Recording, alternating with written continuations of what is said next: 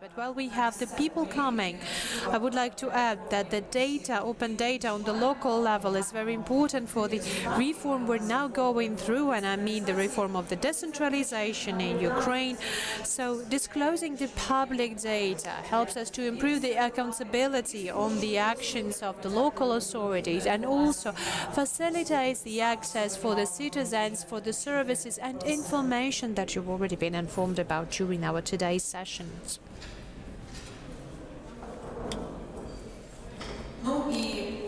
And while we're still finishing the desserts, I think we're about to start.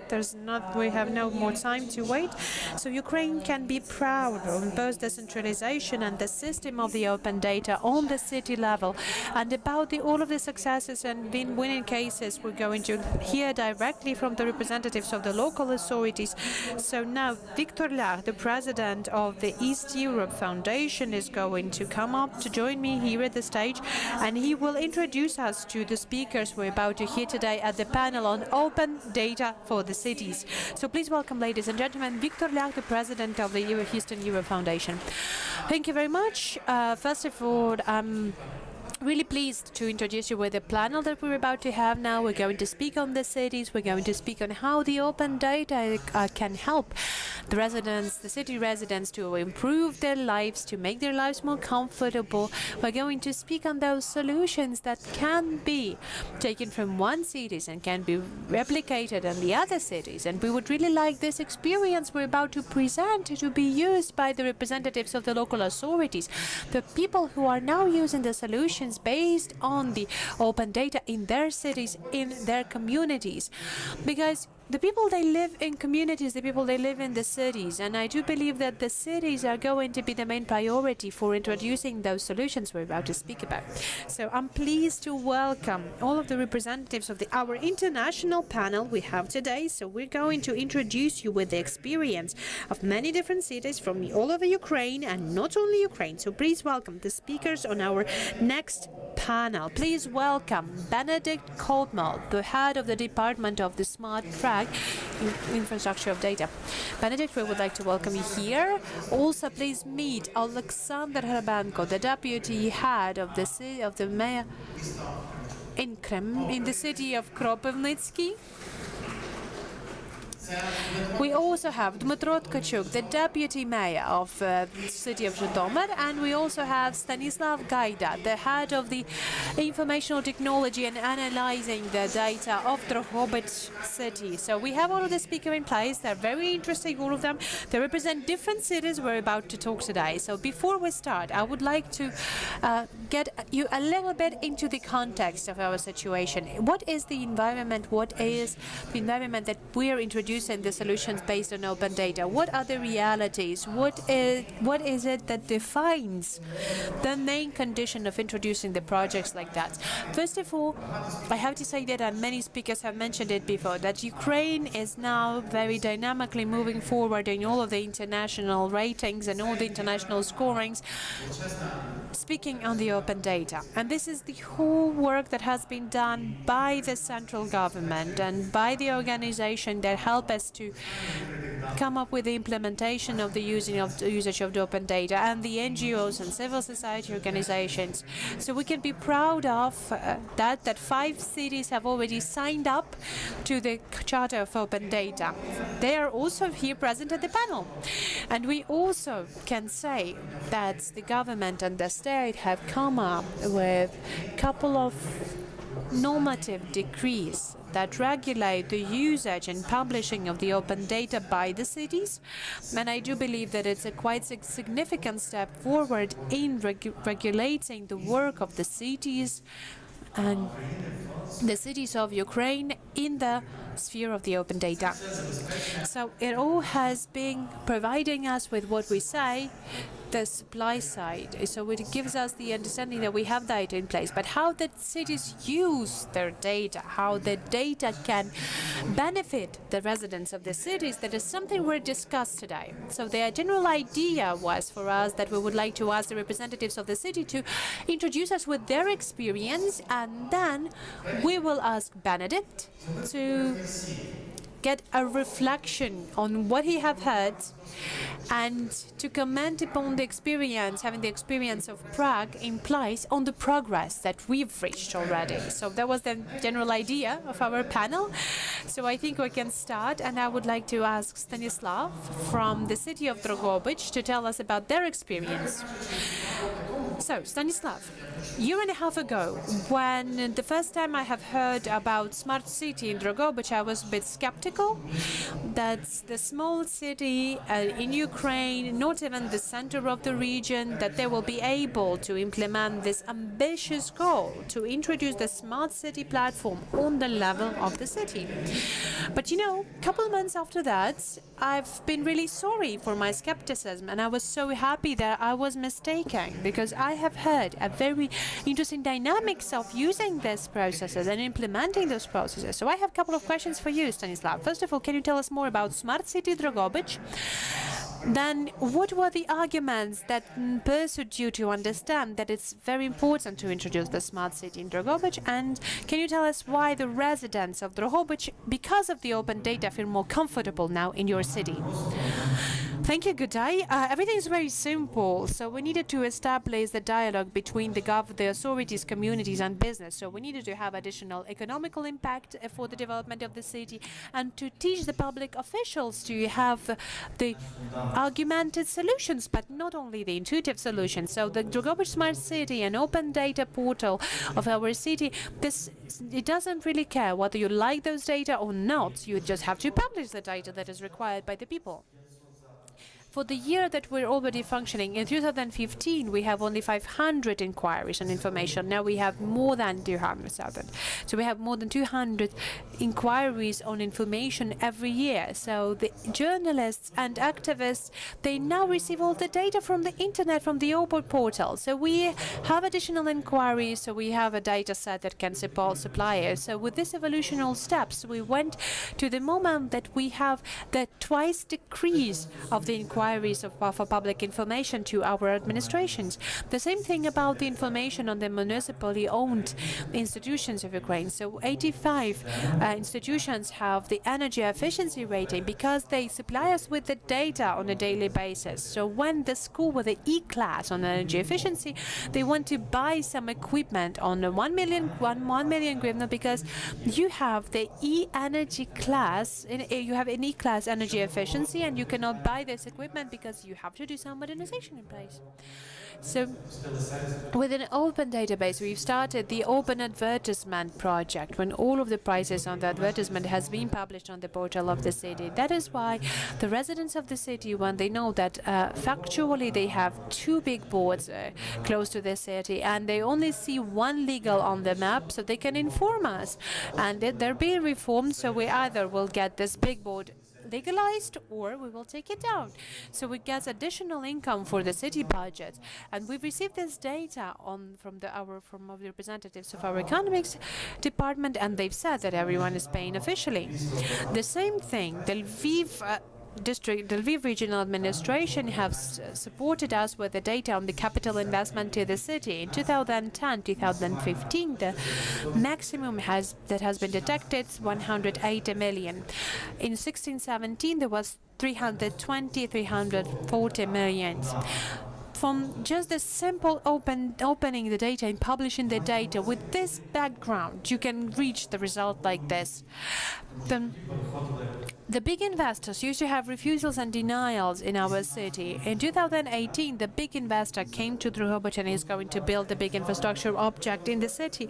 And they said, like, how did you know about it? You have been the 10th in the list of transparency, so we just wanted to check it out whether it's easy to do that. It was an accident, but then again, there are some moments when we have the solutions by the authority that haven't been based on fact. But we have the everyday reports now on how the informational system works. So all of the work of the City Council can now be seen online. We don't want the data to be just the white noise, because many times the City Council only publishing the data just to be published. Data has to be a specific signal in specific sphere. We've analyzed the data on healthcare.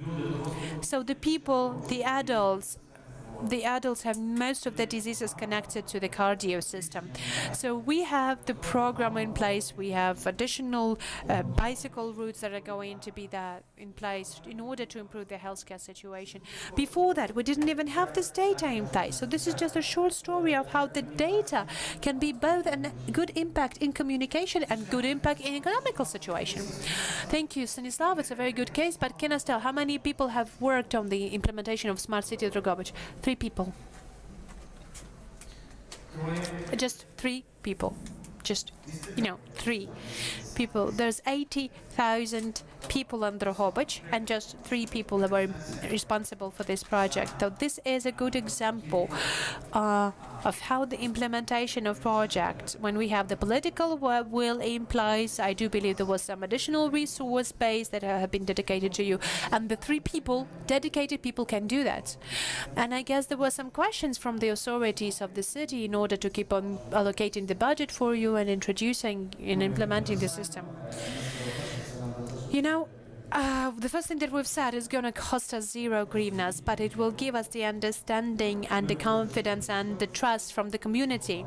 We have come up with the short-term tasks and short-term goals and the long-term goals. We have 5 demonstrations in front of the city council on healthcare, medication and schools. In 2017, we didn't have a single protest in front of our city authorities. Well, congratulations upon that. I really want to see more cities like this in Ukraine. As Drogovic is, you really earned this applause, and we'll keep on tracking your progress. So do surprise us next year with something new. So yeah, the challenge accepted. Thank you very much, Stanislav. So we'll go to Alexander. Alexander, so can you tell us quite the same thing? We know that you've introduced a very interesting system on ecological safety and ecological control based on the open data. So can you tell us more about this system? Can you tell us more about your arguments that have been final in your city to start this project based on the open data? Good day, ladies and gentlemen. Thank you for this opportunity to talk to you, and thank you for having this opportunity to be here. I will just give you the simple example, simple argument. I am the head of the working group on checking the technical state of the trees in the city, and then we'll give in our final solution whether we should cut the trees or whether we should take the trees down.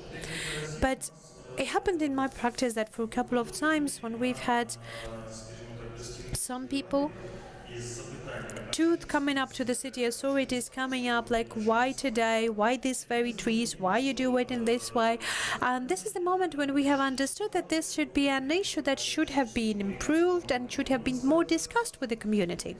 So that is why the experts from TAPAS, they've audited our open data, everything we have in our departments, and they have found something that will be really interesting for our housing department, that we have a database that's is connected to the dealing with the trees, with the cutting down of the trees that are in the municipal ownership. And the next week in Kropyvnytsky city, together with TAPAS, we're going to inaugurate this project that is called Green Kropyvnytsky. It's an interactive map, an interactive project where each tree is going to be pinned on the map of the city with different colors, and by clicking at this, almost every city that has been depicted on the map, that has been mapped on the map of the city, we will see what tree is that, what is the type of the tree, what is the diameter of this tree, if we have ever had an inquiry on testifying this tree, or whether we will take it down, what is the results of the analyzing the situation with this tree, whether this tree is going to be cut or chopped down, or whether we're going to have some additional branch cuttings there. So that's just to make it brief. But I have another question to you. Compared to Drogovic, Kropyvnytsky has more resources. I do believe you have more than 230,000 people living in Kropyvnytsky. Okay, but what are the resources for the city council for implementing the component on working with open data? What are the resources? Like, how many people working from the city council? So the number of people who are working with the open data, it's around 10 people who are dealing with the open data. Okay, but can you tell us more whether you have already experienced the effect of after the implementation of your project? Or maybe you forecasted the effect. Yes, we have already communicated with the civil activists on this project. They support it fully. We don't want to stop only with this project. We plan to introduce to the end of this year, we're going to implement the same project. We want to create a geo portal on construction and architecture, and the land issues should be also covered by this joint communication with the community, because this information is in the Department of Architecture and City Planning, but then again, it's been only used for the service needs, something that we've already mentioned. It already pinned on the map. We have the information on the big boards and the advertisement spaces that are used and all of the permissions that are in place. So yes, this is the next step that we're going to take. So it's also going to be a kind of a pilot. So thank you very much, Alexander, for an update on your initiative. I do hope it's going to be also sought for by the other cities. And then the next question goes to Dmytro. So Dmytro, can you tell us about your idea of the smart city? How do you see the concept of smart city in Zhytomyr? And of course, we're really interested in your idea of the e-tickets. So you are one of the leaders in this phase. Good days. Well, I can't say that the idea belongs to us, because the idea of the idea has been already introduced quite a long time ago. But unfortunately, in Ukraine, we don't have enough of cases like that, so that is why we're kind of pioneering in this sphere. So we're facing the new obstacles, we're facing the new challenges, spending some resources and spending some efforts, but this is all a good experience for us. So the data that we're starting to receive because of the automated system of the paying for public transport, I do not know whether we have assessed it fully, because there is a huge potential in this data that we receive. When March last year, we have received the first data on the time of the commuting, on the time that people spend in every trolley bus of the city, how many people we have, what is the passenger flow hourly, and what is the passenger flow on the routes. So we had a bit of a different picture of our transport network, and we need a bit of different demand for the transport and different zoning of the city. So there was the first data sets that given us the possibility to get some local solutions in place that had a better financial effect and had, of course, the better usability effect, because we've improved the high quality of the services provided. But all of the data, they don't have the value if there's just the data for its own sake. And of course, we have to emphasize the processing of data and further usage of data. Because, for example, there are some research on the passenger flow of 2016 that has been conducted by the municipally owned enterprise. And if I get to this shelf where they're being stored, there's going to be all covered in dust. And unfortunately, that is a big pity for us. And all of the municipal enterprises that are not even using all the potential that the city has.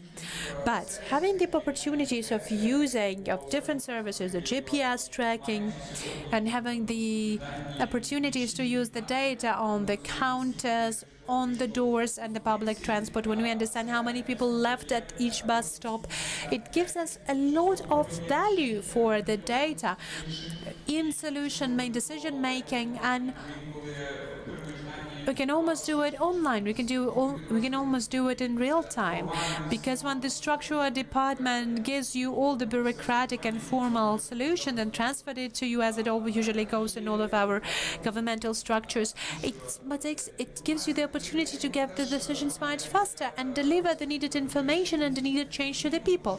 We do also understand that this information has the value to the people, to the community, because now we have the possibility to have not an emotional feedback, but an argumentative and factual feedback. When people, they support their ideas and their hypotheses with the data, it gives us also the opportunity to have additional offers, additional services in place, because now a lot of people, especially the IT professionals, that have been generating a lot of different projects and products, and they show it to us.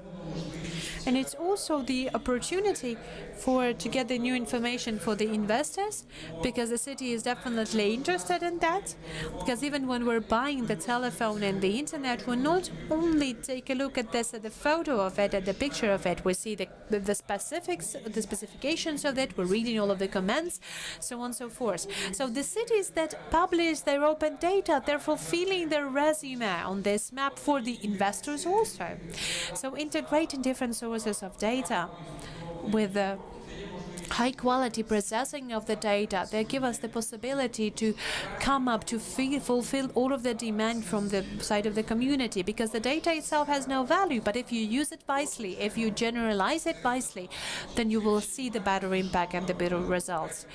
Up now, the Zhytomyr city, according to the Transparency International, on this 100 city, of the 100 city analyzed, is number 3. In this ratings, and it has been a big surprise for us also, because we didn't want to have the higher positions in this ratings. We're just trying to do our work in a good way. But another surprise that was for us, that in this 4 annual rating of the municipal research, we've understood that the level of evaluation of the work of the Zhytomyr district, that Zhytomyr has the lowest rating on the corruption issue. And for me, these 2 ratings are really correlated, are interconnected. The fact that the people have the information, it gives you less rumors, less assumptions, less hypotheses from the side of the community. And it's a good tool for the government when you're afraid of opening some data, but this is a good tool to fight populism. Because we're all for all the best, we're all against everything bad, we're against the high tariffs.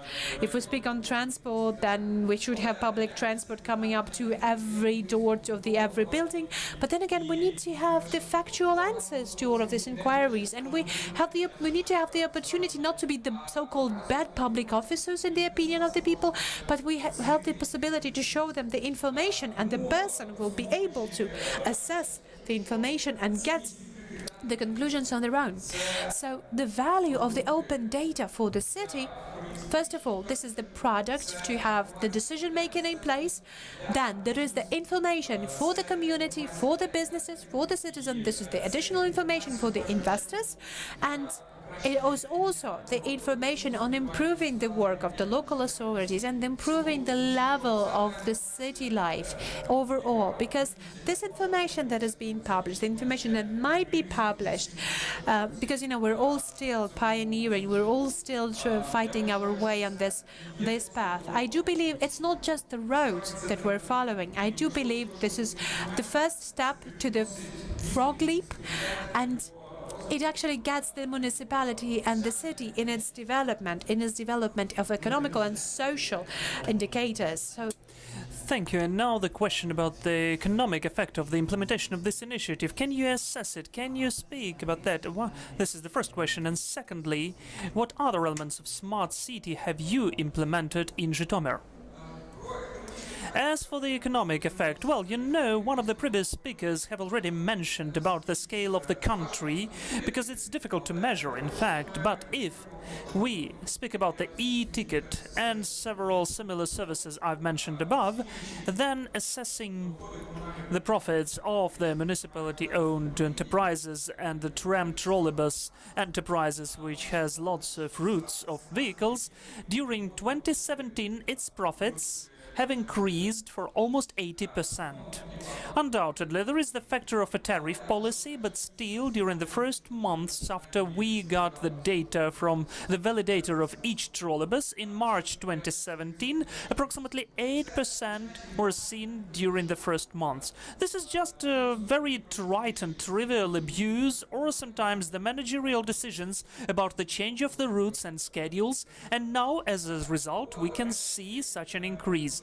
As for all the rest, maybe this is not a systematic service, but still we have the same map of small architectural forms, who got them, lots of surnames of members of parliament. Everybody likes to look through that. There is a high value in that because it restricts the violations and abuse and those corruption components which we can find. Those are the maps of the road signs and services when every person can take a picture of a pit on the road and send it to the website of the Open Data to have the response of the local self-governance authorities. I will tell you about the local case, about the subordinates. When you sign a certain answer for a request, you have to explain, dear people, we have hundreds of those letters a day. Aren't you interested to get rid of this burden? And you're just copying your answers. Who likes this process? There is nothing valuable or secret in this information. Let's open it and let's decrease this negative and let us overcome the obstacles which used to be in the walls of the state structures and local self-governance for years. Let us change this trend, and then the cities will have new innovations, they will have new investors, and they will begin the new life and real economy there.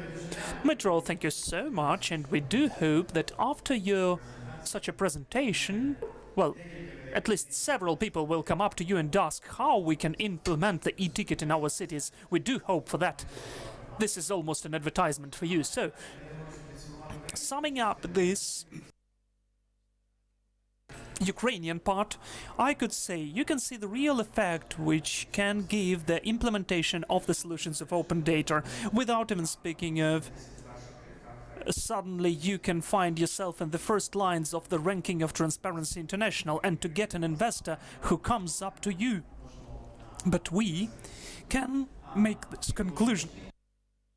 Ecological, economic and social effect we can expect for it of the implementation of those decisions, then cooperation between communications and the community, which is more rational. It's becoming saving resources and money, so I really like the figure. Not 500, but 250 and 500. Just imagine. And I'm speaking to the representatives of the local self-governance. You can decrease the number of printed answers onto the requests which you're sending. Just look at the rates and the salaries and you will see the economic effect. So today, the Ukrainian panel is over, but now I'd like to ask the question to Mr. Benedict and to ask him, from your experience, how would you analyze, what do you think about the implementation of open data in Ukraine? And of course, I'm sure that it's important to share not only the wins, the victories, but the complications you had to overcome during the process of the implementation of such decisions. What did Czech Republic have? What Prague had? Do we have anything in common, or maybe everything is totally different? Please. Hi, first of all, thank you for inviting me. I'm glad that you mentioned that we are talking only about the wins and about the pros of open data, and that it is a really good question to doubt, to always doubt what you're doing actually. So we're becoming a huge change about open data in Czech Republic. I used to work for the Ministry of Finance. I used to be project manager of open data for the Ministry of Finance first. Open data catalog. It's like for 4 or 5 years, and the idea back then was just publish anything you have on the open data portal and see what happens. Let the people play with the data, and that would happen in Czech Republic. And actually, we had a big trouble with that one. And the other trouble we had is that we were doing that, and we were doing that in the Ministry of Finance at 1 or 2 people. We used open source solutions, and it has become an idea that doesn't cost money, the open data. So we had we had several successes, big successes. We developed some open data solution which has been awarded by European Commission for the best open data solution in European Union, for example.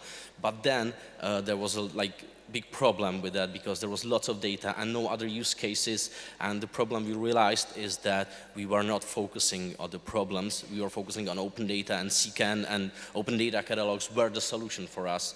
What is not true. And I'm really glad to hear that Ukraine is not doing that, because you were not talking about open data portals, about open data. You were talking about stories, about problems that can be solved using open data. So then I moved to work for the city of Prague, because the idea of solving some issues using open data or using data, it's like really, I really love it actually. So, but the thing what we did in Prague was that we didn't think about open data. We just built a data platform.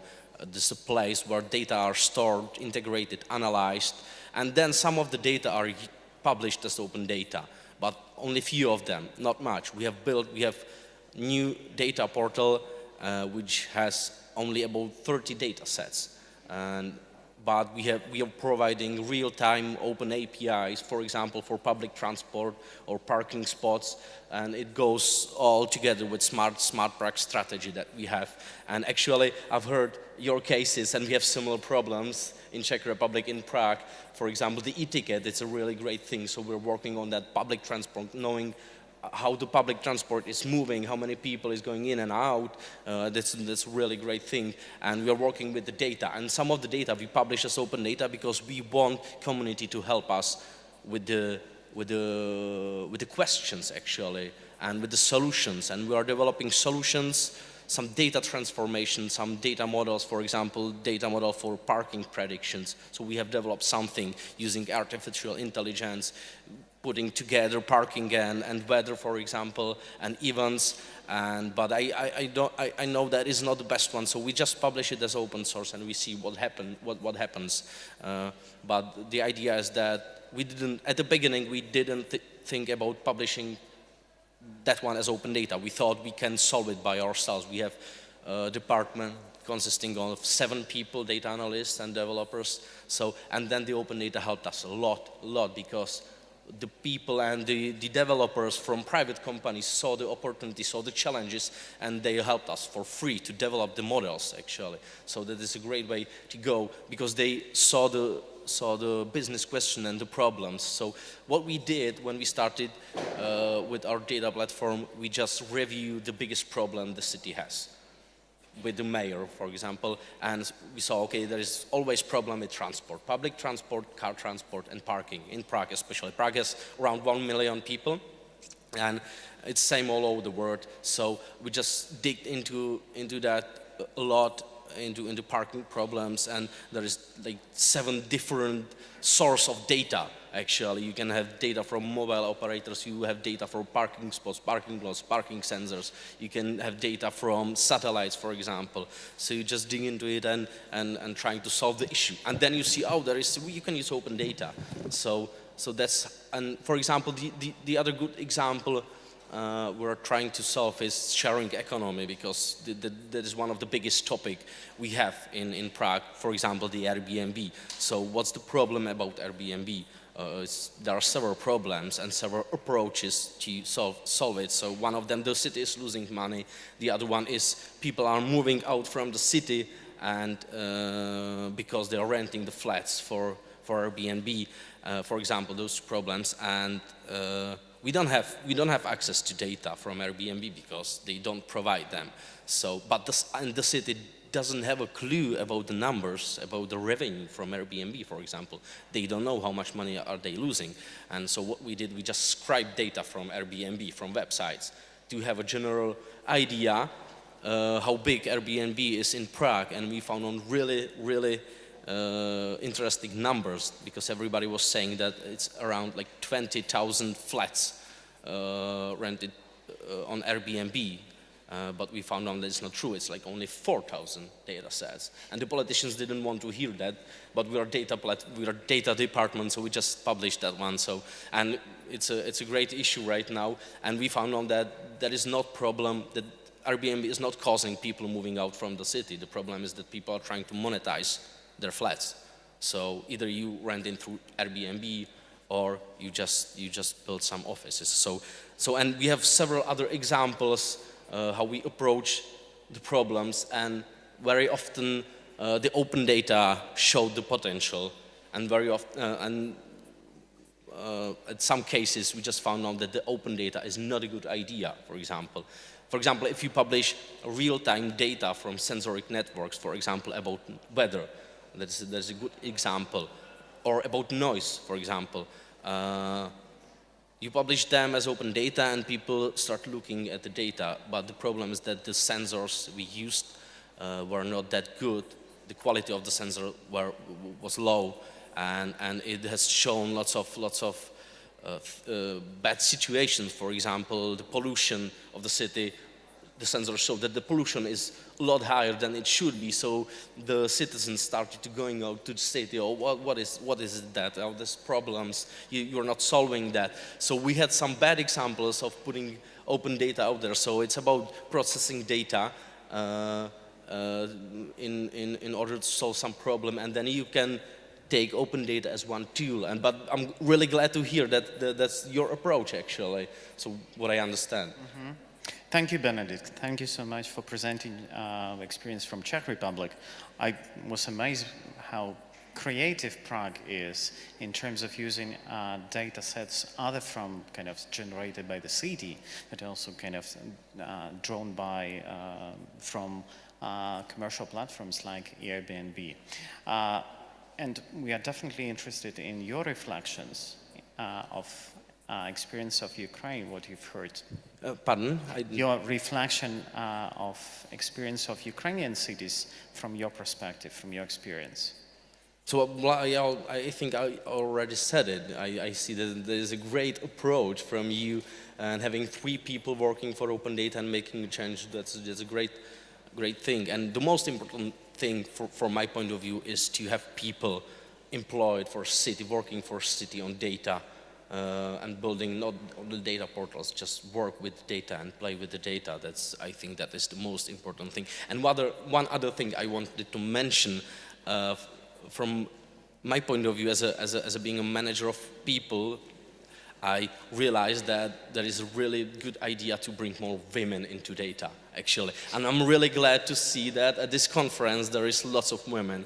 And for example, especially for cities, I realized that they are like they pay attention more to the details and more to what's going on in the city. And I have 2 women in my team, and they come up with great ideas, for example, about green roofs, about calculation of potential of green roofs and pollution reduction, because they're just focusing on the city. They care about their children, for example, more than me, for example.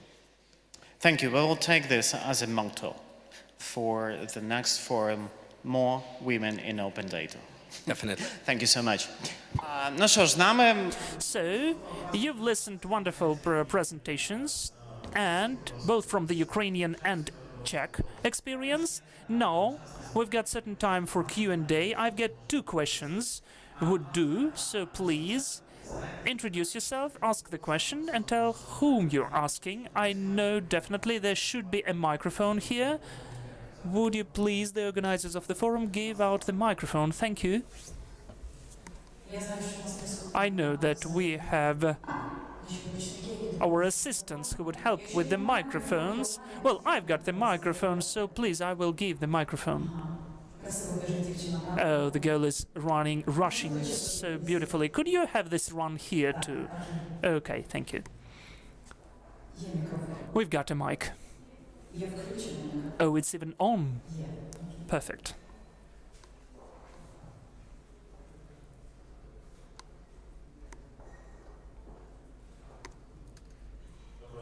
Good afternoon, my name is Ivan Sherstuk. I'm working in the project which deals with the public transport, and I've got a question to our colleague from abroad. Would you please tell more how public transit API is working in your city?